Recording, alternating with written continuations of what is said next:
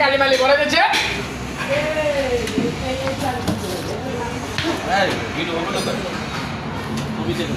কালি বলে গেছে কালি কালি ওর পিছে